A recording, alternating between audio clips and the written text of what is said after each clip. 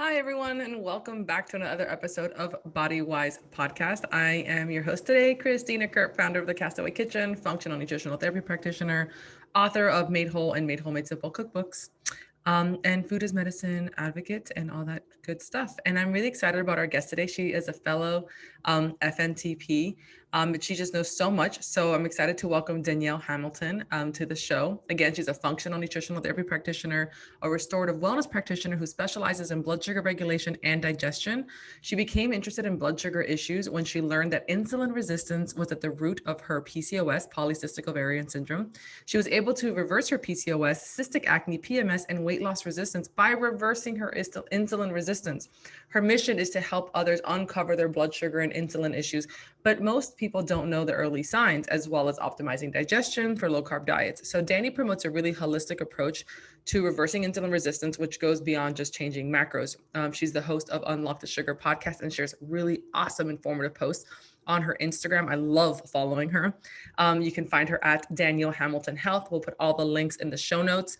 And one of the reasons I wanted to have Danny on today is because, again, insulin resistance is something that's really common with women with hormone dysregulation and something that also affects women throughout menopause. So let's welcome Danny to the show. Danny, thanks so much for being on the show. I'm so excited for you to share all your knowledge and your story with my peoples. So thanks for being here. Yeah, thanks so much for having me. I'm really excited to be here. Yeah, it's always fun talking to you. So I'd love to, your bio's awesome. Told us, I told everyone all about you, but I'd love for you to share a little bit more about your story and like really what, why you do what you do.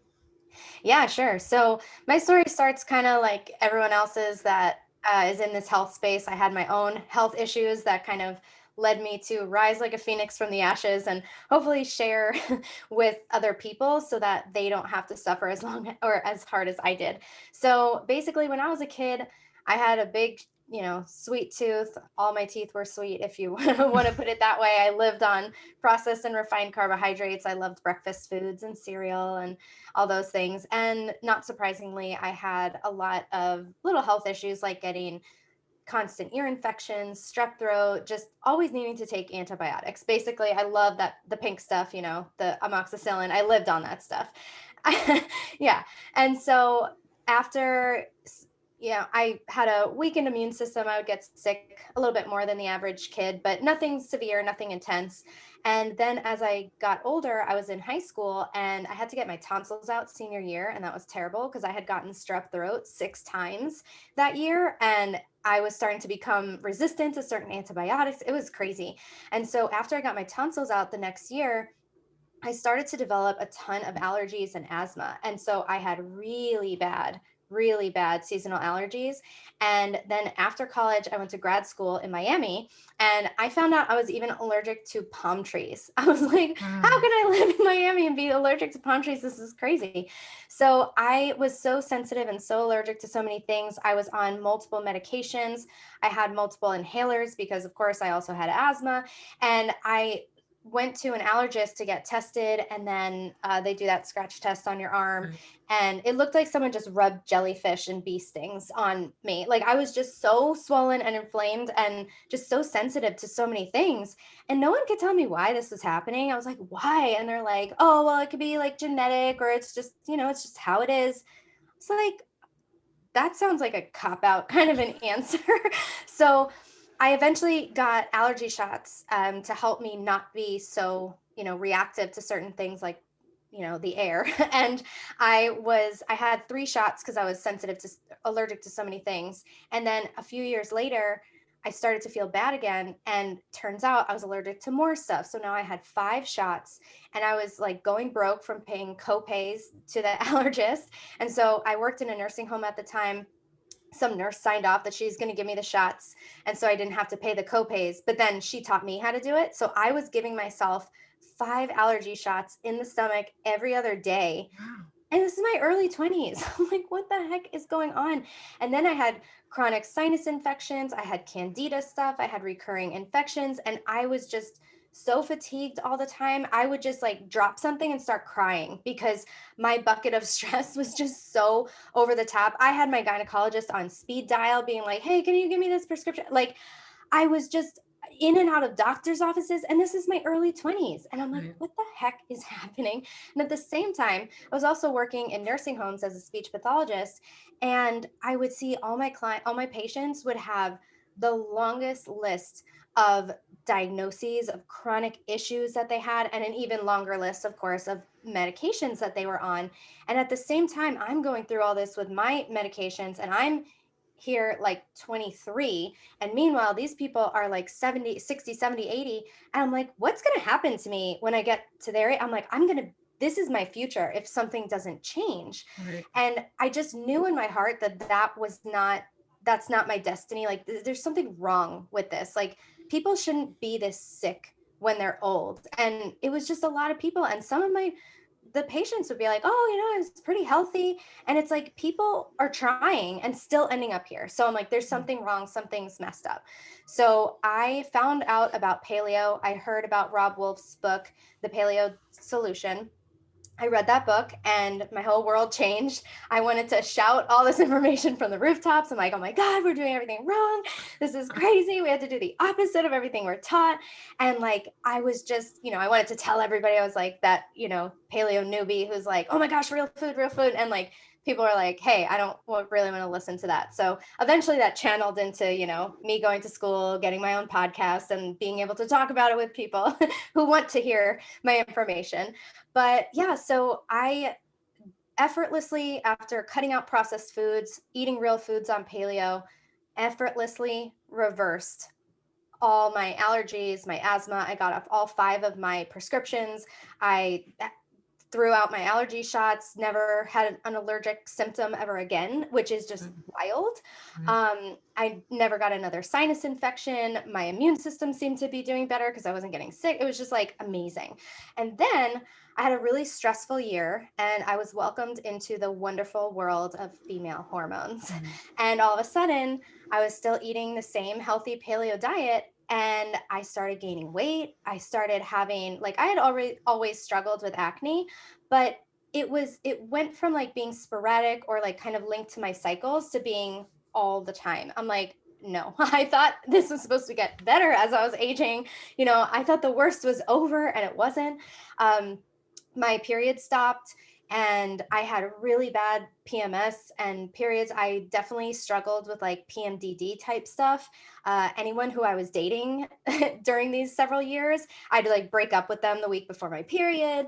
I was too sensitive. I'd have like really a lot of like breast tenderness and like bloating. And I thought that like, oh, maybe my adrenals are involved and kind of thing. So I got a saliva adrenal test and like all my stuff was low. I was like sleeping really late. I'm like, what the heck is happening to me? This like I was just fine.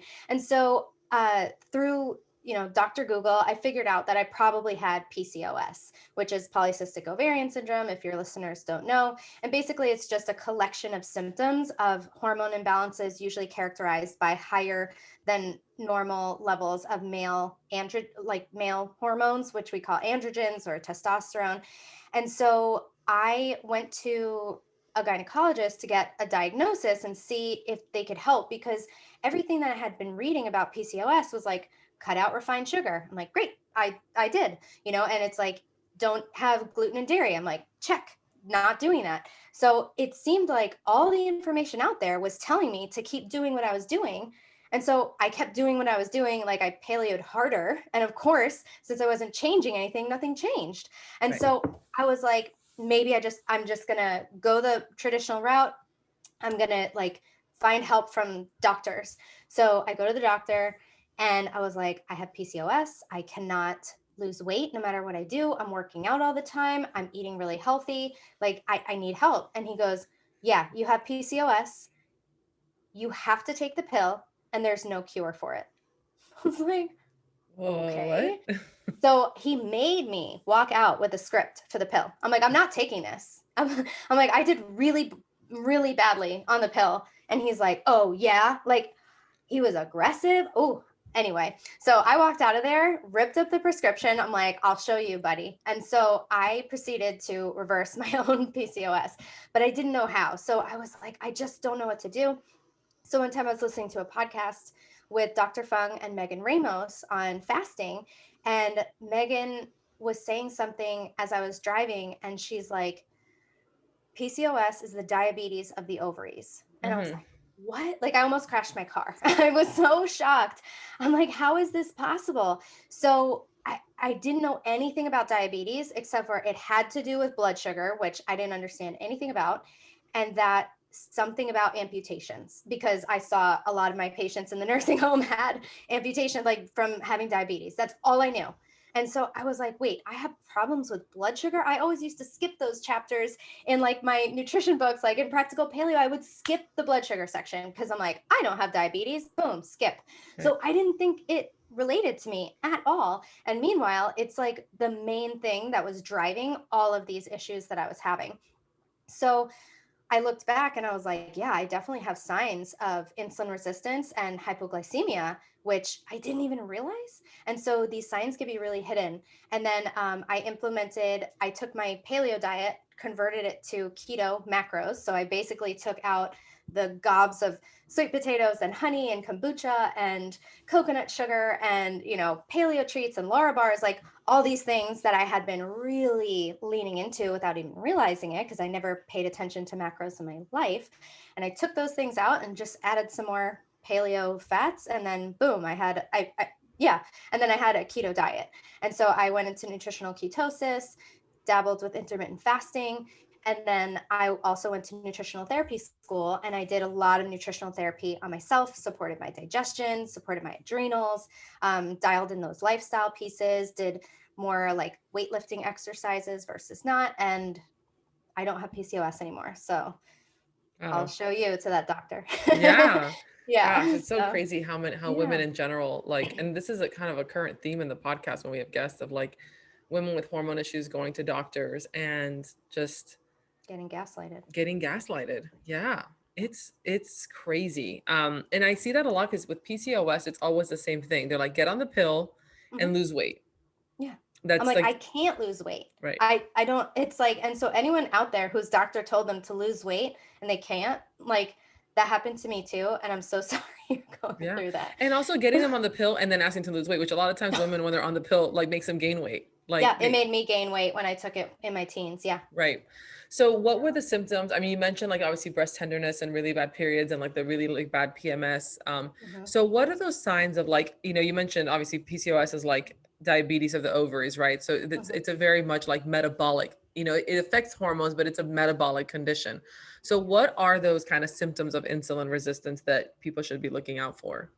Yeah. So maybe I'll just rewind and kind of tell how blood sugar and insulin are related, and Let's then we go. can talk about Perfect. those symptoms. Yeah. So every time we eat carbohydrates and also protein to a lesser degree, the amount of sugar in our blood will go up a little bit. And sugar is a fuel for the body. And so if you have a functioning pancreas, if you don't have type 1 diabetes, your pancreas will sense this rise in the sugar, and then it will let off this hormone called insulin. So keep in mind, insulin is a hormone. And this is why blood sugar is at the root of all hormonal imbalances because of insulin. So it's not the sugar, it's the insulin that's causing these imbalances. Hormones affect all other hormones. They're in this delicate dance and web, and it's confusing. But basically, if you increase your insulin a lot, you're going to throw off other hormones. So basically, the insulin, what it does is it acts like a key and it opens up the cells of the body so that the sugar or the fuel can go inside and actually be used to create fuel. So it's like having gas in the pump, and then you open up the gas thing on your car, the nozzle, and then you stick it in. That's like the sugar is actually able to get into the cells, right? So if we have insulin resistance, this happens from a variety of reasons. So once insulin is elevated in the blood for kind of a while, we automatically start becoming resistant to it, which means like we're almost like desensitized. So I talk about resistance as like, let's say I'm listening to my headphones and someone starts mowing the lawn outside, and then there's trucks, and like I keep turning up the volume because it's so loud out there. I'm just like chilling, listening to my music, and then I have to pause it because someone comes to the door, and then I press play again. I'm going to be like, oh gosh, it's so loud, right? So it's going to be super loud this time because I had already developed resistance to it. You know, you turn on your car and like sometimes it's so loud and you're like, ah, Yeah. you know? Or like you put on a shirt, it has a tag on it. You're like, oh God, that's so itchy. And like in a few minutes, you don't even feel it, resistance. So our bodies get used to stuff really, really fast. And this happens for a reason.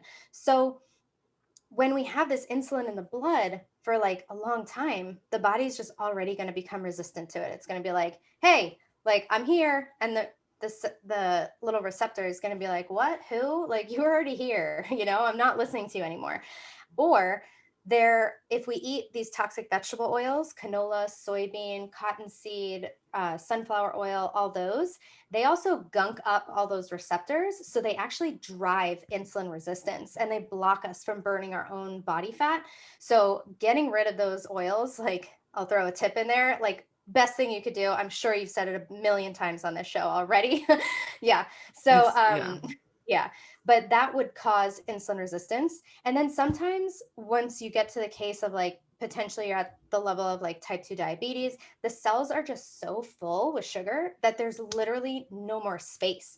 So by giving a type 2 diabetic insulin, it's almost like I have a really full packed suitcase and the insulin is like the hand that's just shoving in more and more and more shirts. It's like, that's not how we want to treat this disease.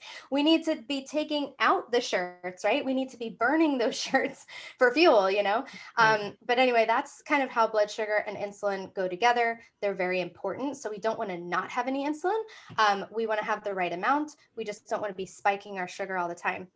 Then we have just an important note about insulin is that it really is a storage hormone. So anytime insulin's in the blood, we're in a fat storage mode. So we can't burn fat and store fat at the same time. So the key to unlocking weight loss and in PCOS for many people is getting those insulin levels lower. So it makes total sense. So it's like, oh, now I can burn my own body fat. That's why we make ketones only when the insulin goes low, because now we can make those ketones. That's what triggers the liver to start doing it. And that is also going to further help with this metabolic flexibility, but I'm getting ahead of myself.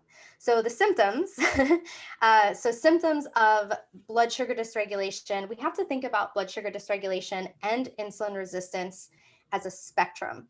So it's not an on and off switch. You don't have diabetes and then you don't, it's like it gets worse and worse and worse. And then once the blood sugar fasting gets to a certain number, then they'll just label it prediabetes or diabetes, but nothing has changed. It's gotten worse and progressed more. So as things get worse, you'll see more symptoms. They'll have further reaching consequences and the symptoms will be more severe. But basically when you start out, simple blood sugar dysregulation will look like something, it would usually happen between meals when you're hungry, or if a meal is like skipped or delayed, or even in the middle of the night because we are fasting. So if during those times you might get shaky, dizzy, lightheaded, feeling irritable or anxious, so mood issues are really common, having difficulty concentrating, brain fog, like memory issues, feeling tired, weak, lethargic, low energy, all those things are really common. Sometimes people will get nauseous or have like the sweats, have heart palpitations in the middle of the night. That's really common. If your blood sugar crashes, you're not waking up with an anxiety attack. You're waking up because your blood sugar crashed and your body, your adrenals in an emergency needed to pump out epinephrine, which is adrenaline, to raise that blood sugar in an emergency. And some people get headaches, you feel hangry, hunger feels really intense and urgent, plus this like layer of irritability. Like hangriness is so glorified in our society. And it's like, no, you just have a blood sugar problem. Hunger shouldn't feel urgent. Hunger should feel like, no, I could eat. Right? And like, it's such a difference between how I used to feel and how I feel now. And then having sugar, carbs, starch cravings, people are like, no, I don't crave sugar. I just crave chips and pretzels. And it's like, they convert to sugar in your mouth as you're chewing them. So it's still sugar. It's still this glucose that we're seeking out. And then, like I said, the hunger feels urgent. And these things are signs of low blood sugar, but can also be felt when someone's at like this peak of having high blood sugar. So they might also have that. And then if you're not really relating, you're like, I don't really have too many of those things. Ask yourself, are you a person like I was who kind of blocked myself from feeling those feelings by doing these things? Like, you intuitively snack or graze or eat every few hours so you don't have that blood sugar low. I was the person with the granola bar in my purse. When I went paleo, it turned into a Lara bar in my purse. Like, these, I couldn't be without something. Like, I always was thinking about food. I always needed to have food with me. If I went out to eat, I would eat before I went out to eat. I'm like, why am I like this? Because I couldn't tolerate, not, like, God forbid, the food came out like delayed. I knew that I could not tolerate feeling hungry, and I didn't have the language for it or the knowledge to know that it wasn't hunger that I was experiencing. It was a blood sugar crash. So those are some things. And then people being dependent on like stimulants like caffeine and even sugar to kind of power you through your day, gravitating towards carbs and sweets and starches and being like, I have a sweet tooth. And then even just people who say like, I just need carbs and sugar to function properly. It's like, no, your metabolism is damaged, so it's making you think that, but you really don't. So then there are short-term and long-term consequences of blood sugar issues. And most of the time, these short-term things are what are more driving us to change, as opposed to like preventing. Like, prevention isn't sexy. So when people have these issues, that's when they start paying attention. But some of the short-term things would start to be like weight loss resistance, slow metabolism. You're just gaining weight. You feel like, God, no matter what I eat, I can't lose weight. Impaired sleep. Yeah, that's the That's a next big one. one. Absolutely. Yeah. Yeah. Sleeping is having trouble falling asleep or staying asleep is a big one. Mood swings, energy crashes. And then as things get worse, it starts to kind of go, the dysfunction and the issues start to spread to other body symptoms. And it could spread to any cell, any physiological process, any organ or system in the body, because every single cell in the body has receptors for insulin and blood sugar. So that's why you get such a broad range of issues. So it can be something as like, yes, you get diagnosed with prediabetes or type 2 diabetes, but you can have depression and anxiety. Infertility is a really big one. Hormone imbalances, fatty liver, obesity, cardiovascular issues, super common. So Yeah, a lot of things like, swelling. People like that, like the edema, and like yes, they wake up but they have a lot of swelling issues. Like I know, and like one thing that's, again, and I don't understand the science with it. I just know it's related, yeah. but hyperpigmentation Mm-hmm. and like skin Yes. tags and things like that. So like I know Yep. for me that was a big sign last year because I was dabbling with more. But of course, you know how it is. You're stressed, you want more carbs because like you want that like comfort food, but then you're also more insulin resistant because of the stress. And so it's a really Yeah. bad time to add more carbs into your diet. And anyway, I knew all this stuff. I still made the bad choices anyway. But I It's a ended up learning getting like experience. ended up with like dark spots on my upper lip and like on my face. I was like, oh hell no, and I was like, okay, so, to get it together. But it was crazy how it started showing up. Yeah. Like, so Yeah. anyways, yeah, skin tags, which again is another one that people don't realize is another insulin Yeah. resistant. So like literally pick an organ or system of the body and be like, okay, eyes. Okay. Diabetes is the leading cause of macular degeneration because of the small capillaries. Skin, you get skin tags, hyperpigmentation, anthocosis nigrans. In my case, it was acne. So Yeah. every time my blood sugar spiked, that insulin spike, boom, I had acne all the time. Inflammatory symptoms. So with hidradenitis suppurativa, which is my Yep. autoimmune skin condition, a lot of people like, and I know myself, like that's one of the reasons I went like low carb, because people are like, well, didn't you do AIP? I'm like, yeah, that got me like almost all the way there. But what really put me in remission was when I took starches and sugars out of my diet, because I remember having like certain parts that would flare if I had sugar. It was like sugar flare. And a lot of people actually, Yeah, see those correlations, because I think what mentioned, like that chronically high insulin is also inflammatory it is the whole time the whole because time. yeah, the whole time it's there. So getting that out is hugely, hugely important. Yeah, I had a client who had psoriasis, and she was doing AIP for the longest. And I just said, okay, take your AIP and make it keto macros. And we, supported digestion, did all the nutritional therapy stuff too. And she showed me like her psoriasis, it was just like vanishing out of thin air. She's like, AIP could not get me here. Like, this is blowing my mind. So Yeah, it's huge. the shortfall with AIP, and that's why when like I do a lot of AIP keto combinations, and people think that's bananas, and it's super hard, and I would not recommend it long term. But is that it relies heavily on starches, and again, like all things, it's not that it was perverted, but of course people get cravings, and it's hard because the eggs, and they start using starches to bind and whatever to bake. It's cassava flour, and it if you have dysbiosis, like most of the root cause issues of people who are having autoimmune symptoms are going to be rooted in blood sugar dysregulation, dysbiosis, right? And or leaky gut. And the high amount of starches isn't going to help any of those things. 100%. Yeah. I have a client with HS, and she's been doing so much better with keto, but we like, her blood sugar is great. She's like, I haven't had new flares, but she also is like, I know that I have some gut stuff going on. So now we're at the point where it hasn't gotten to remission. I'm like, we have to go in. So now we're doing gut testing and food sensitivity testing paired together, because we need to eradicate these pathogens. Who knows what the heck is going on in her gut. So have you removed nightshades for her? No, I haven't, but I was trigger. Waiting. Okay. I was waiting big trigger for a lot of us. It's not everyone's different, but for a lot of HS people, nightshades are a big trigger. I think she may have done, she did an AIP thing in the past. Okay. So I think she kept some of those things, but I'll ask her. So that's a really good one. Thank you. Okay. Yeah.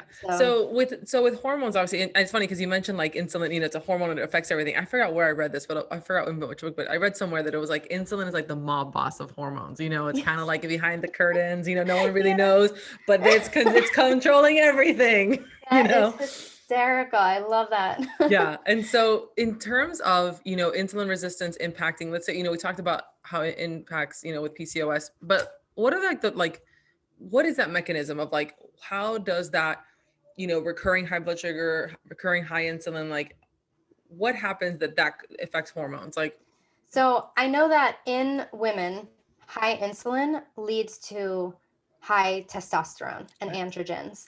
I don't remember the mechanism. I read it in the book, in Dr. Ben Bickman's book, Why We Get Sick. It's all about insulin resistance. And then he also talks about how in men, it aromatizes the testosterone, so it turns into estrogen. So in men, it throws off their levels. So it's different in men and women. Right. But again, like I'm not super sciencey like that. I just know the basics. But like I do know that those high levels can throw off your testosterone and male sex hormones, and it can also have an effect on your estrogen and progesterone. And then there's usually a stress component, and so we can also have that like pregnenolone steal thing happening with because high blood sugar, right? Because like the insulin release essentially is coming from an adrenal signal, right? From a corticosteroid, right? That's how like kind of our adrenals are another one that's like essentially when blood sugar is too high or too low, adrenals sound off the alarm, and then it's like it's cortisol that's actually signaling to the pancreas to release either glucagon or insulin, right? Yep. And so so then I think that's happening over and over again. It's a taxation of the adrenals that then snowballs into, it's going to further deplete everything. And then if you're needing more cortisol, that takes pregnenolone. Is that, I'm not sure if you've talked about this on your show, but pregnenolone is a precursor hormone. It could be made into cortisol, but it could also be made into like estrogen and progesterone. And so when we're stressed, what happens is it's called a pregnenolone steal. Your body's always going to prioritize survival over reproduction. Do you need to run away from the tiger, or do you have to have a baby right this second? So it's going to be like, you're going to run. And so now this pregnenolone that was supposed to be made into these lovely sex hormones to help us, cycle regularly and feel happy and calm and sexy, now boom, they're being stolen and they're being made into cortisol. So you're depleting your other sex hormones. So there's a lot of things at play, and it's like a web. It's not like this happens and then this and this everything is like triggering all sorts of different effects, and you just end up with hormone imbalances. But the cool part is that regardless really of the hormone imbalance, if you can work on the blood sugar piece and you can really dial in that insulin, and you're just kind of settling the foundation so everything else can settle on its own. Right. And yes, people are going to need more support with certain hormone things. Like that's why, after you do something like work on the blood sugar, then if you're still having issues, maybe it's like, okay, time for a Dutch test or looking at different metabolites and things. And this is all maybe like nutrient driven, or if there's toxins, we might have excess estrogen or just, have trouble clearing things. Maybe we're not, eliminating regularly. So there's a lot of things that can also be at play, but step one is work on the blood sugar, and that will get you either like All the way or 80 almost to there, right? 100% there. Right. Yeah, I feel Yeah. like all my hormones are basically, I have almost no hormonal symptoms whatsoever, and all I do is just like really work on my blood sugar, and also eating nutrient dense foods and all Right. these things, making sure I'm eliminating. So it's that like it's the foundational approach that we Right. learn in the NTA. So I'm working on digestion. I'm doing a gut healing protocol right now, making sure I'm eating nutrient dense foods, lowering my inflammation, prioritizing sleep, all that good Right. stuff as well. I'm on a gut protocol too. Woo. You Good are? times. Yeah, I did a GI map, and similarly, Good on. yeah, and it's again, and for people listening, like even us, right, the practitioners, like, hey, we Mhm. live in this world. We live through 2022, like, and the stress of that is just going to, those things impact you on an ongoing basis. You have to be kind of Mhm. diligent. And I know last year I probably, in trying to cope, I tried to reintroduce like like foods in the middle of the pandemic, which is stupid. I don't know. I was like anxious and home. It's not Yeah. stupid. We all did it. Yeah. We're all trying to like, we don't need a tomato. It's, whatever, this pandemic. Anyway. But yeah, I ended up. And so I knew for months I went keto. Then I was like, I'm reacting to stuff. So I went like AIP keto and I did that. But then, and then I was so fatiguing. So after 6 weeks of AIP keto, I was like, well, I'm not ready to reintroduce foods, but I can't continue this. So I upped my starches a bit and went more regular AIP, and that quickly backfired because I was so bloated, and I was like, I'm fairly certain I have Candida or SIBO or something, because the way that Yeah. my gut was reacting to starches. So I ran a stool test, and yeah, H. pylori, Candida, and dysbiosis. Yeah, I Double have threat. so my history of having a billion antibiotics in my lifetime has really impacted me. And I tell my clients, they're like, "Oh my gosh, but you eat such a good diet." And my response to them is like, "You cannot out eat these bugs." So Right. I also have H. pylori, so that means I have no stomach acid. We have no stomach acid, and not only that, my pancreatic elastase marker is measures pancreatic enzymes, Mm-hmm. and that number on our test should be over 500. Mine is like 200, so I Right. have, or like 173 or something like that. I have like no enzymes because I have no stomach acid. So digestion is this north to south process, Right. and so if something's going to be affected on top, then it's going to affect every single step below it, because the Right. stomach acid, that acidity, is what triggers the pancreas to release enzymes. And so if it's not acidic enough, guess what? We have no release of those enzymes. And Right. so now not only do I not have like stomach acid, nor do I have pancreatic enzymes, now all this undigested food is being brought into my small intestine. And I describe this to clients like they're like It the small rots. It intestine. ferments. Yeah. And the small intestine is there to absorb nutrients. It's not there to absorb a piece of steak. So if I have this undigested food that's filled with who knows how many microbes, because stomach acid also disinfects. So it's this like pathogenic, rotting food gets to my small intestine, Ew. and the small intestine freaks the F out. It's like, oh my gosh, calling back up. And what does it know how to do? It's like a one trick pony. So it just, Right. boom, inflammation. Right. So now we have the immune system on it. It's overreacting, and it's trying to the inflammation in and of itself. We know that inflammation's at the root of like every chronic disease, but what happens in the gut doesn't stay in the gut. We have a bloodstream. So it's going, and especially if we have leaky gut. So Right. now all these inflammatory molecules are going throughout our body, causing different issues. It's, for me, it'll come down to like fatigue. That's like my first symptom. I have to work so hard to not be tired. It's like I have to get really good sleep, and I have to eat really clean. Like I'll immediately feel tired. That's like my barometer, right? But we could also have other issues. We could have autoimmunity, we can have joint issues, we could have Right. skin issues, you name it. And this Right. is the manifestation. There's no specific symptoms of leaky gut. It just could be anything, Yeah. literally. That's which is Right. so crazy. And with inflammatory symptoms in the gut, even if you just have dysbiosis, even if leaky gut's not present, it's just that, let's say, a dysbiosis or a SIBO or Yep. candida overgrowth, that's going to impact so many things. That can literally push, like, you're not going to clear estrogen the way you should. You're not going to convert T3 the way you should. It can mess with your thyroid. It can downregulate like your body's production of DAO enzymes, so you can then end up with like histamine issues. I mean, it's so many things that can Yes. unfold from that's You can like have metabolic, you can oh, have like metabolic metabolic issues, issues. chronic issues with digestive stuff like constipation and diarrhea. It Right. can increase your risk of certain autoimmune diseases. So yeah, after the small intestine, once it gets to the large intestine, stuff's not going right in the small intestine. Of course, Right. it's not going to be good. So even there's different types of dysbiosis, and one of them is digestive. So I, of course, have the digestive type Right. where just by not having enough stomach acid, it has allowed certain pathogens to overgrow. And then you can also have different types. You can have an insufficiency dysbiosis. So if you don't have enough of the good bacteria, which once again, I actually have a lot of overgrowths of the good bacteria, which is weird. And this is also sometimes why I feel bad when I take like lactobacillus, because I have too much bacillus or like Mm. too much like of some of these strains of probiotics. But I have a ton of overgrowths. It's just almost like shocking. And people are like, but Danny, you eat so healthy. And I'm like, I know, you cannot. What am I eating that can kill these bugs? Nothing can do it.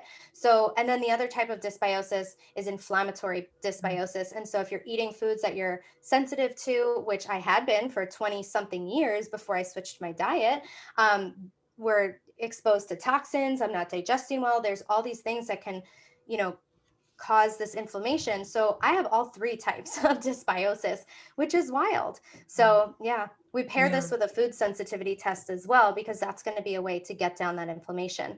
Yeah. But one of the scariest parts of my personal GI map was looking at the immune marker. So it's SIGA, which is the secretary IgA. It's IgA. just part of your immune system.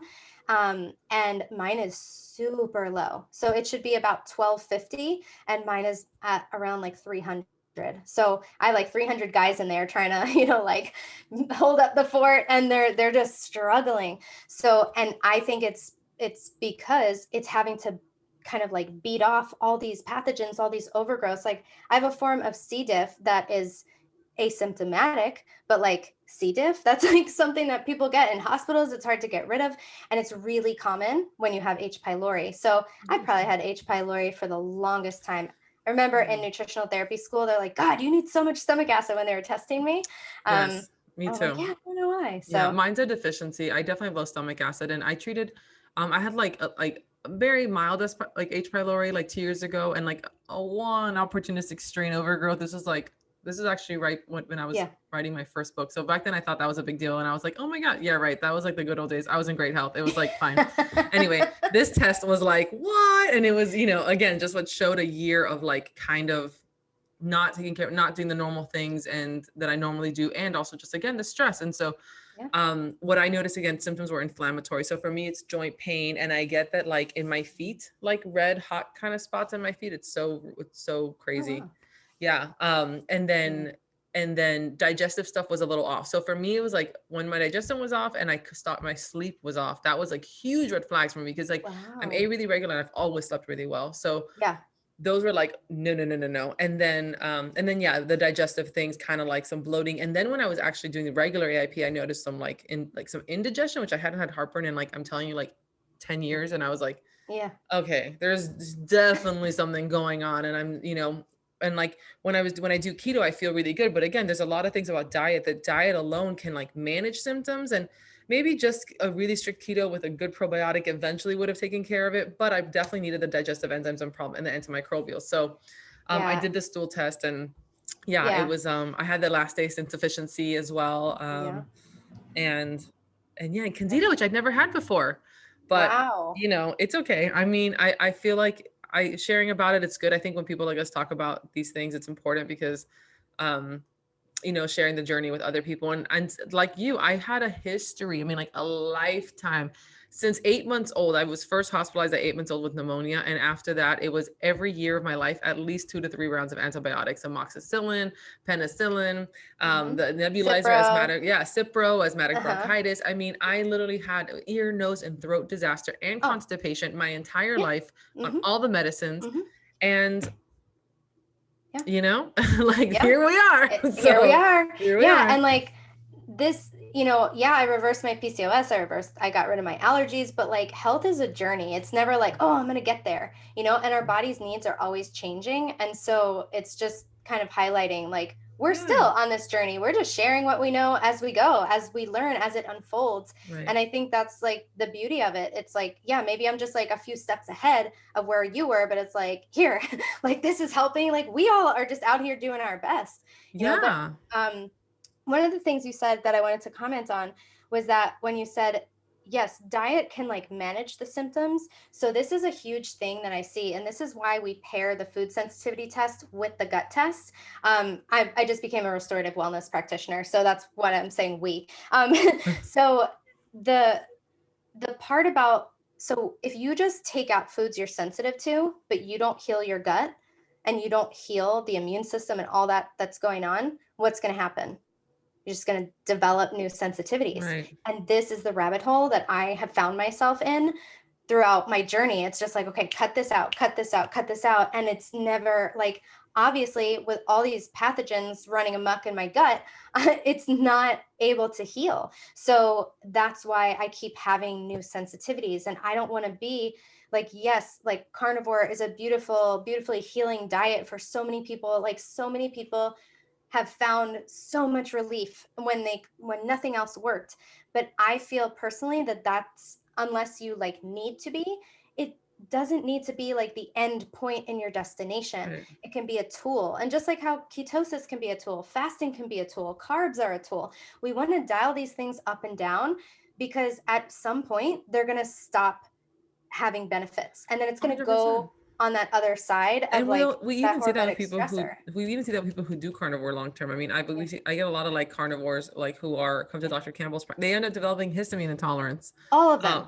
All of What them. is the histamine intolerance in the carnivore people? It's yeah, it's rampant. because leftover meat produces a lot of histamine, and they're eating a lot of meat all the time. And like, unless you're cooking it from frozen, it's going to be creating meat anyway. So the histamine thing. So one thing always leads to another. And I agree. Whenever I talk to people who like feel like carnivore is the only thing that they had, I'm like, you probably had some really crazy shit going on in your gut, like that you weren't addressing. Like there was probably a really severe dysbiosis going on and an overgrowth that, of course, the only way to feel any relief was like starving it out, which is what they were doing with the carnivore. But again, like all things, like I'm a big fan of a protein centered diet. I think for women specifically to retain, it's protein's great for blood sugar regulation. It's great for, building muscle. The more muscle you have, the better your metabolism is going to be. However, I like vegetables too.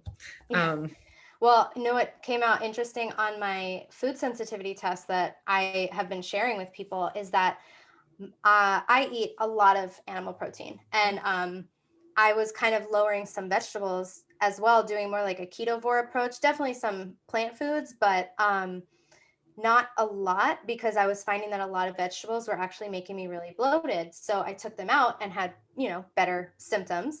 And I got my food sensitivity test, and the majority of the meats and fish that are tested are what we call high greens. So they're basically about to become a sensitivity.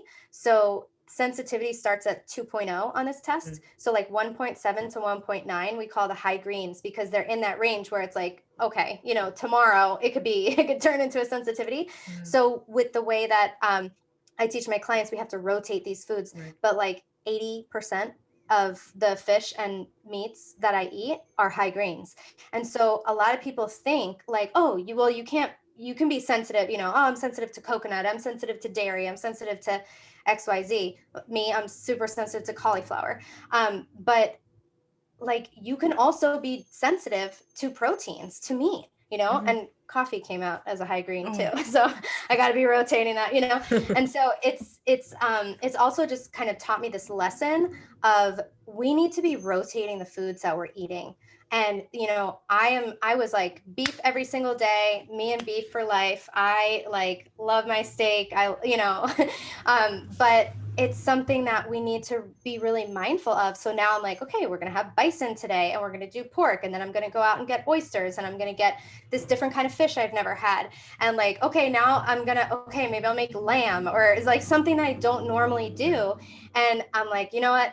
I don't even have any proteins I could eat now. Like, okay, I'm going to make that stupid can of sardines, you know, that like I try to put off, but it feels good because it's forcing me to realize like I need to rotate foods. And so many of us can get stuck in that trap of like, maybe not you because, you know, your background eating all different foods all the time, but some of us and so many clients of mine, they're just like, if I eat the same thing every day, I'm super happy with it and whatever. But like I had this whole thing about eggs on my Instagram. Yeah. And I was like, if you eat eggs every single day, you have a very high chance of becoming sensitive to them. Right. And then a lot of people added me and they were like, I eat eggs every single day and I'm fine. I'm like, that was me too. I was fine until I wasn't. So just rotate them. You know, Right. if you're listening to that, like people will go low carb. What can I have for breakfast? Eggs. That's not the only breakfast food. Just eat. They're like, well, what should I eat? I'm like, eat anything you want. Eat regular food. I had salmon and vegetables for breakfast. The other day I had a leftover turkey burger and vegetables and butter for breakfast. Like just eat food. Just I tell them break up with the idea of breakfast. Right. Because it's holding you back. It's boxing you in. So you could, what are you going to make, like keto pancakes or like have eggs every single day or have processed bacon and sausage every single day? Like, you know, like break out of that mold and just eat food. Eat meal. I call it meal one. It's easier to think of like, okay, what am I going to eat for my first meal of the day? Right. Eat just the same thing you'd eat for lunch or dinner. Right. So No, I don't know if that helps anyone. No, but. it is. It's true. It's really on EIP we have to do that because you can't eat any of like the typical breakfast foods, and you really have to get creative. And I think that when it comes to it, it really highlights the importance of like biodiversity, and two, that like I said, like it is a journey. Health is a journey. There's no like end goal, and you can like, you know, I got a lot of questions about like, you know, I did the gut, my gut is in this big mess, and I want people like my autoimmune disease, like my HS has not flared. So like it didn't get out of remission because again, I really avoid my trigger food still. I mean, I did when I tried to eat nightshades. I was like, and then, you know, but that it went away quickly. But then I have other symptoms, right? Like I have other symptoms that I know aren't ideal. So it's not just about like, my skin. I'm like, no, my brain fog, if my joints hurt, if my feet hurt, if, you know, I don't sleep well, if my digestion's off. So, but yeah, starting the gut protocol, I you know, switch back to, again, like you, I do a very clean paleo keto, and it's what feels good right now. And with the gut protocol, it's, you know, it's incredible how like within a week I'm like having the best poops, you know, again, like wake up and go, like you're like, wow, this could be in a magazine. Yeah, I'm like, this is amazing. So yeah, and I know that like it's working because like as I you know, teed it up to the full dose of the Candida like supplement, it's like these drops. Yeah, my cravings were like, first I get a little nauseous, and then I really wanted carbs, and like that is literally like the Candida like dying and like wanting to survive. And like it, you know, like as you have these die-off symptoms, it's really common to experience these like strong cravings for what feeds it, which is what? Sugar and starch. So yeah, that's a good thing to know. So I wanted to circle back to the insulin resistance because I know that's the main theme of the show, and I really wanted to get the readers some like actionable tips. So I know we talked about like you know, how insulin works and how it affects our hormones, and we talked a lot about you know what to look for, and I know you talked a lot about going low carb and keto. I wanted to jump on that before we go. So is keto the only way to reverse insulin resistance? And also, can you explain a little bit on how like you were on paleo and ended up with insulin resistance? Yeah, so I was on paleo, and like I said earlier, that I was eating lots of like, I was having acai bowls and smoothies and sweet potatoes and bananas. And I would blend a half a banana in my coffee with iced coffee with coconut milk and put like honey in it. So I'm like, okay, I just took my sugar tooth from the standard American diet and transformed it into allowable paleo foods. And so not only that, but I think I developed the insulin resistance faster there because I was also upping my fats. So I was having high fat and high carb, and that's not where you want to be, even though fat and carbs together are like Delicious. the most delicious things. Like sweet potato with a lot of butter, ice cream, like, okay. So yeah, so that happened. And I don't think that everyone has to go into ketosis to reverse insulin resistance, because I don't think everyone has insulin resistance that's that severe. So there are things that can help. The best thing to help improve insulin sensitivity is fasting. So that comes from Dr. Jason Fung, who's much smarter than me. And then secondary, and he says much lower secondary would be working out. And especially we're talking about muscle building activities going to your maximum intensity. So when you're working out to reverse insulin resistance, it's not like, oh, okay, I did some, bicep curl. It's like, no, until you can't like lift your arm anymore, you're like, oh my gosh, oh my gosh, oh my gosh. Like that's how hard you need to work. It doesn't mean that you need to be like super out of breath, but you want the intensity of the workout, of the muscle contractions, to be to their max capacity, and that's going to get you there faster. I do think that some people can develop metabolic flexibility while eating some carbohydrates, but I do think that these people are rare because we've eaten such garbage our whole lives, like all these processed foods. If you've lived through the 80s and 90s low fat era, like we're just damaged. And so some people just have such a high level of like damage to their metabolism that they're such sugar burners that they can start to feel symptoms of hypoglycemia when they're in the hundreds. And like I had someone say that she's type 2 diabetic, but she feels like her blood sugar is crashing at 180. I mean, this is possible. So, and I had another client who in the hundreds and 110s, she would feel reactive hypoglycemia. So these people are like trying to keep their blood sugar up, and it's like that's contributing to the problem. So with insulin resistance, we really want to start with getting out those oils and cooking food from home, because every time we eat out, we're getting exposed to those oils almost without fail. Almost every single time. Yeah, you really have to go to like a place that like advertises that they don't, or like you have to ask, and like maybe if you're like in somewhere like really hipster, like Portland. Like in Colorado. Colorado, like I think it's Just Be Kitchen. Yeah. Yeah, in there's Denver places. is amazing, but that's the only place you can go and like just know that everything there is like paleo and could be made keto friendly and allergen friendly and all that stuff.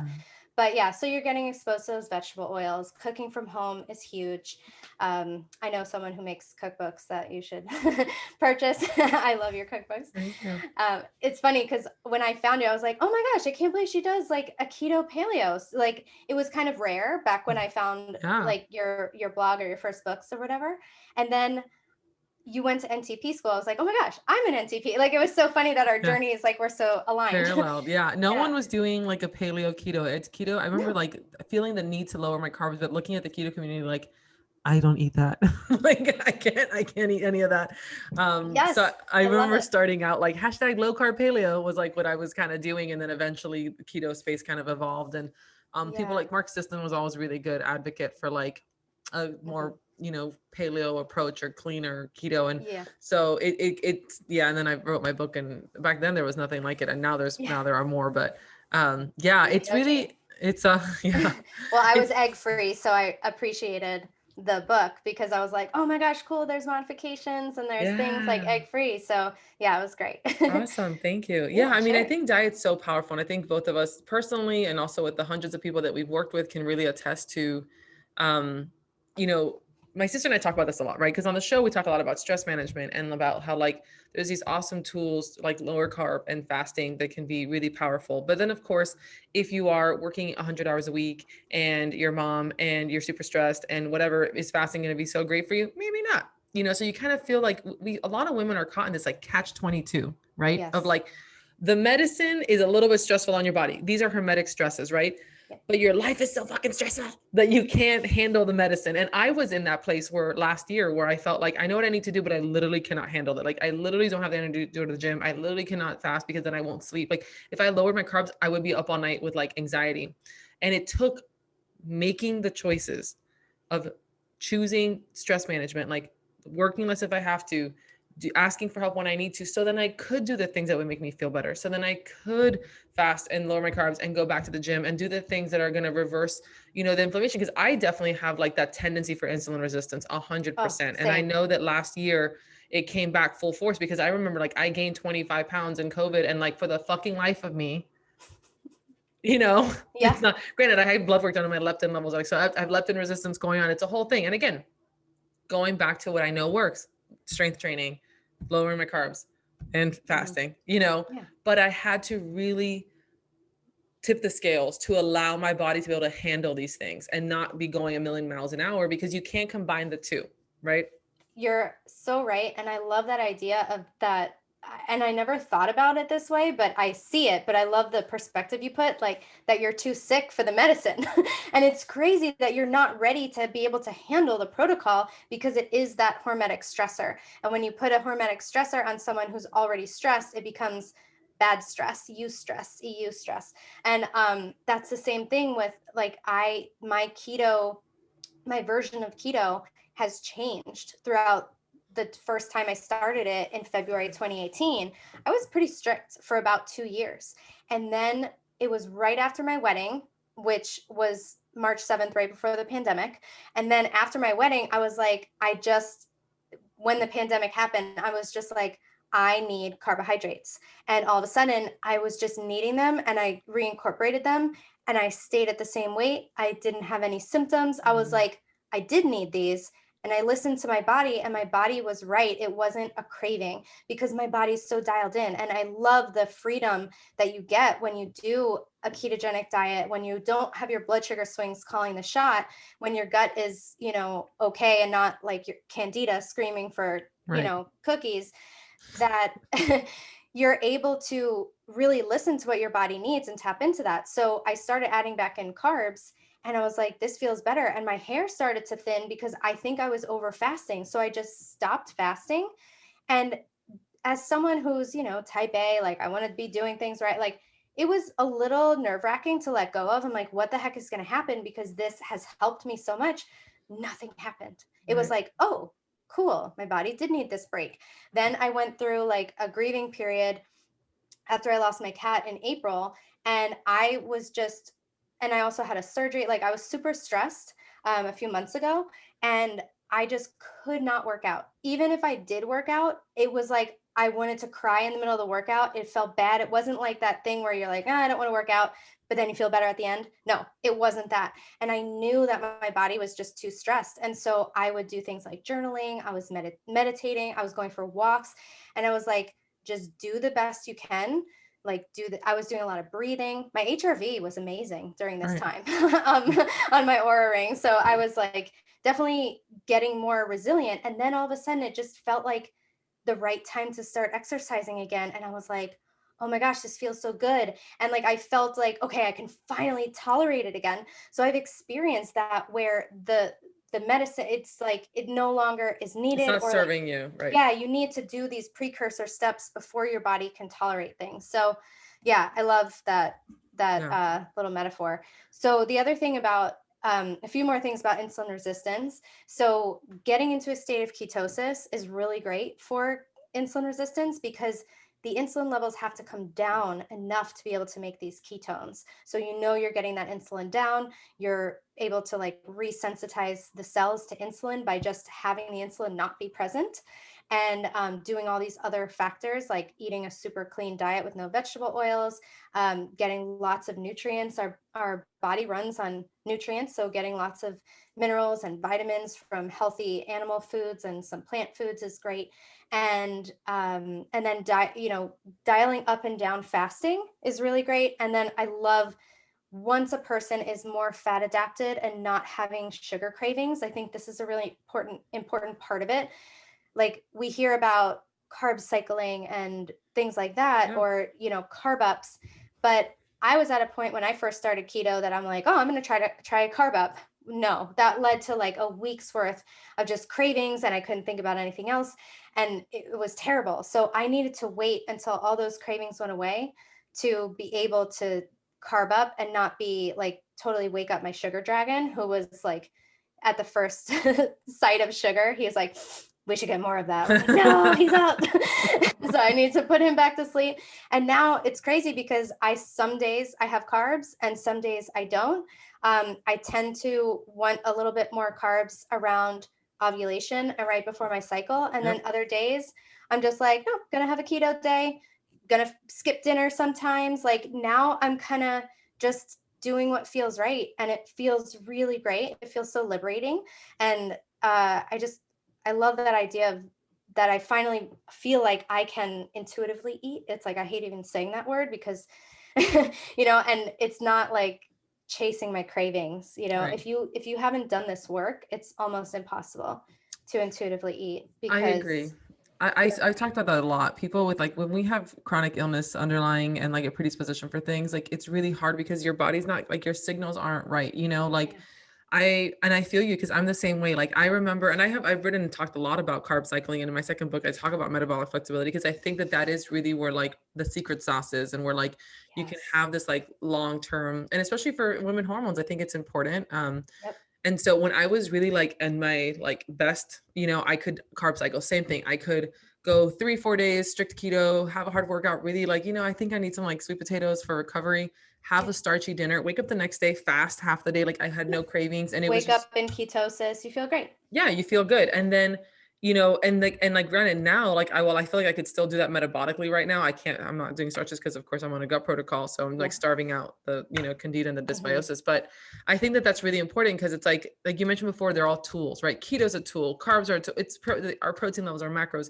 These are all tools at our disposal. And it's not about, being married to a certain set of macros or even a certain protocol. Cause as you said before, like diets are really good, whether it's Whole30, carnivore, paleo, keto, AIP, yes, you can follow a diet to manage a symptom, but it's not going to be forever. Once you address root causes, right? Isn't the goal to add more things in, to have more flexibility, to like, to chill the fuck out, to be able to, eat more good that's food. exactly what I say. I know it's like, this isn't the end goal is not to be in ketosis forever and ever. Amen. It's to like be in ketosis, develop that metabolic flexibility and flex in and out. Like it's summer in Florida. Do you think I'm not like pounding raspberries? I am having lots of berries and like there's a mango. So I'm like, oh my gosh, trees. Yes. They're not like in South Florida because now I'm in Orlando. Oh, right. I miss those mango trees. You'd go into work and there would be like a bag of mangoes. Yes. And they're like candy. And everyone would like hand them out. It's so great. That's the culture down there in Miami. It's so good. But yeah, like, if you're not, I just think about it from this like evolutionary perspective. If there was a bush of berries or like a honeycomb, people were not like, no, I'm in ketosis. They go get it. And when would that show up? It would show up in summer months and things like that. So sometimes I will tend to dial back the carbs in winter months. Maybe I'll do like a week of carnivore just as like, why not? You like use these things as tools, see what you get out of it, see how you feel, like experiment, then add some stuff back in and, lean more into like soups and stews and bone broth. And then in the summer months, it changes a little bit. And I think that, we need to just get rid of this like dogmatic view, like I'm carnivore, I'm keto. Like if we say we are a diet, right, that's where we can run into those issues. So it's like trying to open up your perspective and be like, hey, what might help me might not be in my current framework that I'm using. And so it's a possibility. And so to be able to take down those barriers, it allows you to see something that could potentially heal you. So it's a hard thing to do, especially like myself. It's, I was paleo, like I was that. And like, I will always eat real food. So that's not going anywhere, but it's important to keep an open mind. And again, to tackle these big things and even things like insulin resistance, like there's different ways to like, address it. But like, as you mentioned before, like, like being honest with yourself about the symptoms that you're dealing with and about how you're kind of tricking your body or mitigating, so you're suppressing your symptoms with habits. So you're not really like letting yourself feel feel the feels about how, whether it's the hangriness or the faintness between meals. And then again, like being working with a practitioner like Danny, like myself, like, or another, NTP or nutritionist that's going to help you, or a functional medicine doctor. I would say a normal doctor, but they probably wouldn't help with this. This is out of their wheelhouse, but that will help you address these issues. And if you do run into more root cause issues, like we talked about, gut issues, or you might have to manage your stress, or there could be layering symptoms, peeling back the layers and having patience with the process, because Yeah. that's another one thing before we go, because we're so totally over time, but we could talk forever. I know we could. Is like, people will always ask, but how long, Danny? How long did it take you to reverse your insulin resistance? How long do I need to be on this supplement? How long do I, yeah, how long? It's a long time. It depends. It's a time, long baby. time. Yeah. It's like, buckle in. I know. Yeah, buckle in is right. Yeah. Just buckle in, Yeah. make the changes. And the people who I see getting the most results, like in terms of my clients, are the people who go all in. Right. And are not like, well, I just really want to have nut pods in my coffee. It's like, we all have to make hard decisions. Like, what's more important, like Right. having a coffee blend that you like, or like feeling symptoms, there's just, and I'm not just saying it's like the one thing, but like people who go all in and they're like, no, this is it. And like all these things in their lifestyle change, like you can't heal in the same environment in which you got sick. And so you have to become a new person. You have to become a person who prioritizes their sleep. You have to become a person who stands up for themselves and says like, I'm so sorry. I would love to eat that delicious meal that you made, but I'm on this really restrictive protocol because I'm really trying to heal something. And like, I don't want to be rude, but I have to eat the food that I brought. And like planning, like you're a person who plans ahead. You're a person who brings their own food. You're a person who can say no to eating garbage when everyone else is. You're a person who sometimes says no to social drinking. Like I was thinking this the other day, I gave up drinking all through the pandemic. So, and I'm sorry, trigger warning, I'm going to talk about alcohol if anyone is going to, if you want to fast forward, but I was noticing that my HRV, my sleep was horrible from alcohol. And even if I had one White Claw in the afternoon, it was tanked. And I'm like, this is ridiculous. So I was like, it's a pandemic. I'm not going anywhere. Why am I going to, stress my body for like, we're not doing social events. So I quit for a year. And it was really enlightening to be like, wow, I don't have to drink. And I see that alcohol is one of the biggest things that block people. It's like, well, you can't tell me I can't drink. Like I'll do all the food stuff, but I have to drink.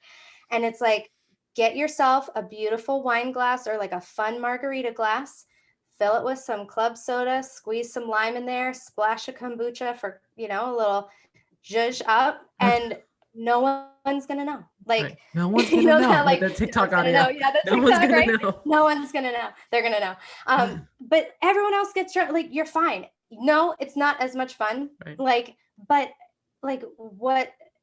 You're just you're during a so thing, much. right? You have to like, I remember like that was one of the things that I did, and it just was no question. Like earlier on when I did my first round of healing, like we did not drink. Like it was a dry household. Like Justin also stopped drinking. Justin was totally sober for 3 years. Wow. Because he stopped because he was cycling and he just felt so good. He just didn't, Yeah. And I know that like, I agree with the pandemic. That was definitely one of the biggest changes. Like I remained gluten-free. Maybe I had some more grains, a little dairy, but I did overall still eat whole food. The biggest change I made was that it was a lot more alcohol intake, and it wasn't every day. And maybe it wasn't even every week, but it was definitely more than like 3 times a month, which again, I was the kind of person that for years I maybe drank once a month. And then it became this thing that was a little more regularly. And I will tell you that I feel it like 100%. It takes me inflammatory levels, just my brain fog. Like for me, it doesn't matter if it's the sugarist free, dry vine, Scout and Cellar, Fit Vine, keto, doesn't matter, anything. It really impacts. And I still like it. Again, I'll still drink occasionally, but it's one of those things, informed consent. Know it that you're doing it and it's going to mess you up. Yeah. People are like, can I drink? I'm like, well, it's going to set you like 3 steps backwards. Right. So it's like, and if you're drinking every weekend, it's like you're going a few steps forward and then that same amount of steps backwards every single week. Especially when it comes to blood sugar regulation, especially when it comes, even gut health in your liver. Gut health. But blood sugar regulation is a big one because even if it's sugar-free, it's still taxing your liver, which is going to like, your body's going to prioritize, getting rid of that alcohol and anything else, especially if you're drinking and eating, forget about it. Mm-hmm. Yeah. Well, yeah, I mean, it's a really big problem, and can it leads to insulin resistance, and then from the poor sleep, you're more insulin resistant the next day. So it is this negative cycle that of impacting your blood sugar for sure. And for me, it's not the blood sugar effects that keep me away from it. It's more of the gut and the like energy effects that Yeah. like I can't recover Yeah. from it, and it's just not worth it. Like I drank on my wedding, and then it was like, okay, I need a Yeah. week to. Congratulations, by the way. Oh, I love thank the you. Thank pictures you you. shared on Oh, Instagram. thank you. Beautiful. Yeah. Yeah. So, I mean, fun times, but I used to drink a lot. Like when I was in college and grad school, I went to grad school at FIU in Miami. Like we were always driving to the beach. Like I was clubbing. I was up. I was a different person. Me too, girl. Yeah, I know. I'm like, I'm surprised we didn't cross paths. I But know. I was at like, space and all that. I was really into the techno scene, and Yeah. people are like, you, because I'm like, I'm like, it's 8:30. I need to go home. Turn down the lights. Like, I'm like, Yeah. me and my seltzer water. I'm like, and they're like, seriously, you used to like party like this? I'm like, yeah, Yeah. because that was when I was at my sickest. I know. It's I don't true. I know was at my why. sickest too. And it was you know? crazy, like how you just like, drink a Red Bull, take like, 3 Motrins and rock on and just like, Yeah. all the bad choices. I know. And I I think a could go lot of out times, multiple days in a row. yeah, on that note, I think that, reminding our listeners that not that we're still paying for those choices, but maybe a little bit. Like sometimes I know we think like I've been, let's say, living a healthy lifestyle for like what, 7, 8 years now, but Yeah. I had 20 how many years of like trashing my body. I mean, because as a Yeah. kid and so Yeah. it takes time. Yeah, it does. And it's important to like enjoy the journey too. Like I mean, I happen to love this stuff. That's why I made it my Right. career. But like I love learning about nutrition. I love doing healthy things that make you feel good. Like the other day I was up on my phone right before bed, and I was like scrolling, and I was like, God, my brain feels jumbled. Like I hate this. I hate how I feel.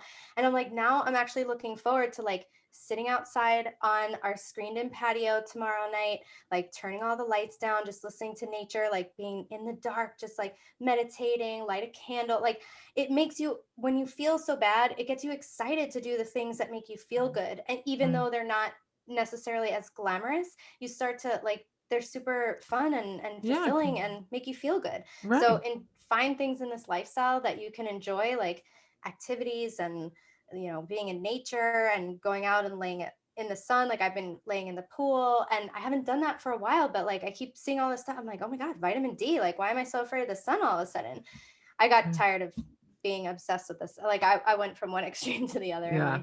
my Yeah. youth. But yeah. But So no, I think that's really good advice. And even with food, like find things, like take the time to find recipes that you like. There's so many resources out there. Like there's yes. always different things. Like you might have to like adapt a new way of looking at food and adapt recipes, but you can eat really good stuff. Like it's Oh, not the old like, Weight Watchers boiled chicken and lettuce. Like there are so many good, like delicious foods out there. And it is about finding joy in the process, in the journey, in feeling better and knowing that you're worth it. Like you really deserve to feel awesome. Like hot girl summer. Like you deserve to thrive. You deserve to feel good, have energy, sleep great, feel sexy, like not have like raging cycles. Like and yes. I know this season we're talking a lot about PMS, menopause on the show, and insulin resistance. Like women get more insulin resistance as we age and through PMS because your adrenals take over sex hormones. So again, adopting these tools now and addressing these metabolic issues in your 20s and 30s and 40s is going to save you so much heartache and issues later on. Yes. Yes, that is such a good message, because those adrenals are going to take the baton from the ovaries. So you really like, I'm like very adrenal focused. I mean, I'm 35, but like I know that like once I get into my 40s, I'm like, okay, think about your Yeah, adrenals. They're going but to the have to take all changes the start now. responsibility. Yeah, exactly. And it is so important no matter what age you're at, you can always get healthier. Like I have students in my group coaching, and they're like nearing their 70s. I'm like, yes, like you can Yeah. do this. Like it's great. They're like, I've never felt better. And so it's, yeah, any age you're at, it's not too late to feel better than you feel now, you know? That's So awesome. Awesome. Well, thank you so much for being on the show. It was so yeah, fun talking to you, Danny. yeah, I will put absolutely. all the links so you can follow, check out the website for her group coaching and follow her on Instagram. Super informative feed, awesome videos and infographics and so much good stuff. Thank So you. everything will be in the show notes. And thanks so much for being here. Yeah, thanks for having me. I feel like this could have gone on for 3 hours, so I'm We glad you 100%. Yeah, I you know. I'm stopped like, we're us. at an hour and a half. We got to stop. Everyone who's That's listening, make sure great. to subscribe and leave a review and go follow Danny. Bye. Bye.